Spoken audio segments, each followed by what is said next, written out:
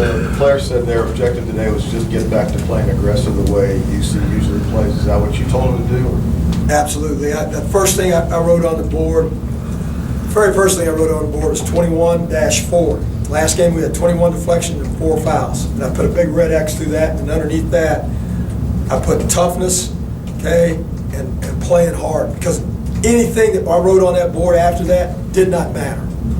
If we didn't play aggressive, we didn't play with Bearcat toughness, we didn't play really hard, all the X and O's, all that other stuff doesn't matter. And that's first and foremost, and again, that's what we built this program on, Mick built this program on. Then you move on to execution and the other things that you do, but you got to give that effort, supreme effort, and that toughness first and foremost if you're going to win games. And did you see that tonight? Yeah, I thought the effort was much, much better, and we showed some toughness. And part of toughness is, on the offensive end, executing and doing what you've been asked to do. And overall, pretty good at our execution and that stuff.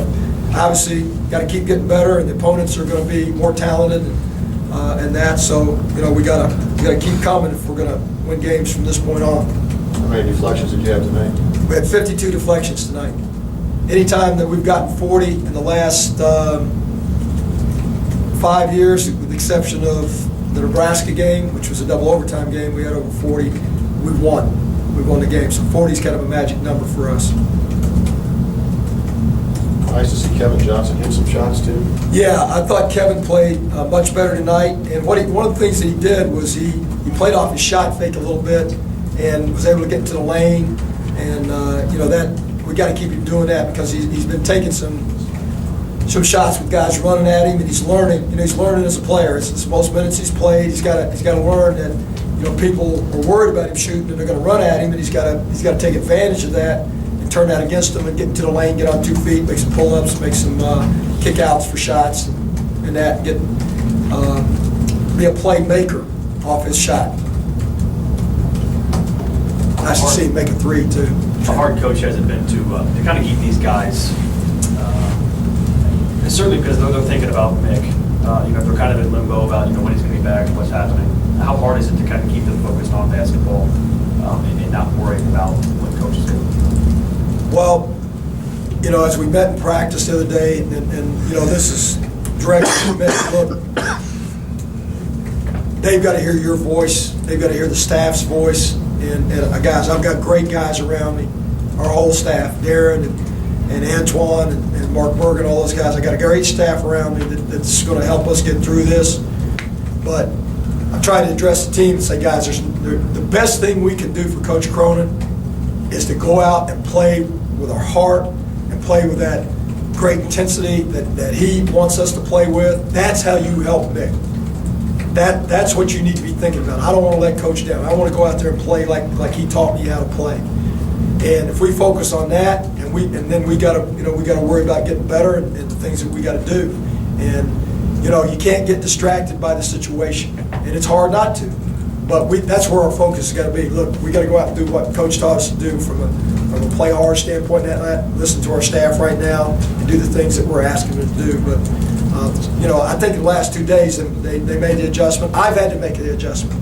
I've had to make the adjustment and get them to more head coaching mode. And that wasn't easy to do the first day. But it just doesn't. It comes back to it's like riding a bike, but you got to get your mindset on that. You got to make the decision. You're not suggesting anymore. You're making the decision, and you're making a decision in practice. You're making a decision all the way down the line, and you got to get in that mindset and be decisive in what you do. Is there anything in the scouting report that let you know you were going to be able to take care of them at the rim and block shots the way you did, or is that just flow of the game? Well, we, in looking at their past games, anytime they scored 5 or less threes, they struggled to get over 50 points. And one of the things I told those guys was, number 4 and number 1, they'll shoot shots at any time. They might be dribbling away from the basket and just turn up and shoot it. I said, we cannot give those guys threes. And if we got to run them off a little bit because they're young guys. They go off 1 foot a lot. They do some things that young players do. I knew that even if we forced them inside, we'd have a chance to block some shots. We couldn't give them open threes. That's how teams upset other teams. You come in here and, I mean, we saw enough threes at VCU. Now, a lot of them were wide open, but, that's how you can't overcome that. Team comes here and makes 10 threes, you can't overcome it. It's hard. So we had to focus on not letting them have threes. You were getting clean looks, and I knew, at times you're going to get beat off the dribble a little bit. You don't want to, but you're going to be. And, but if they're out of control and going off 1 foot, you get a chance to block those shots. Are the players going to go home for a few days, or? Yeah, they're off to tomorrow and Christmas Day, and they'll come back, and we'll practice in the evening on the 26th. We're not Grinch. We do give them a little bit for Christmas. Not much, but a little. Because you don't know when coach is coming back, have you kind of had to get your mind in a place where you think you might have to go to the end of the season? Have you thought about that? Yeah, I mean, the way it's fallen out, my approach has got to be that I can't be wondering or waiting for him to come back. I've got to coach the team like I'm going to coach it the rest of the year. If coach is able to come back, believe me, I'll be glad to hand him the reins and say, Coach, because he's my friend and because, he's a great young coach and because this is his team. But my mindset right now is that I'm prepared to coach the team the rest of the year. That's the only way I think I can do it, is to have that mindset. And if we get good news, then great. That'll be easy. That'll be an easy transition at that point. Okay, back. But I can't be half in, half out. I got to be all the way in, expecting to go the whole year. You hope to make that transition to giving it back, but Absolutely. you may have to dial it back on the head coach thing. Yeah. I mean, again, that's up to Mick and his family and the medical team, and he's going to do the right thing for himself. He's got, Mick's a smart guy. Like I said, he's got a young daughter. He's going to do the best thing for his family, for his daughter, and for himself.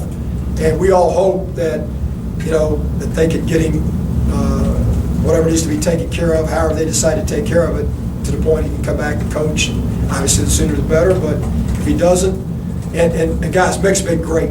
Every text, every time we talk, it's encouraging me, saying you can do it. You got to do it your way. And that is huge, to have your boss have that much confidence in you, and that's the kind of person Mick is. And it says everything about him. Anything else?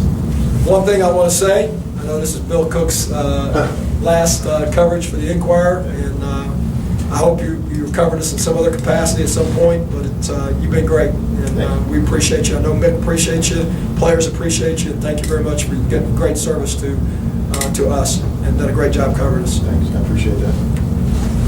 Thank you.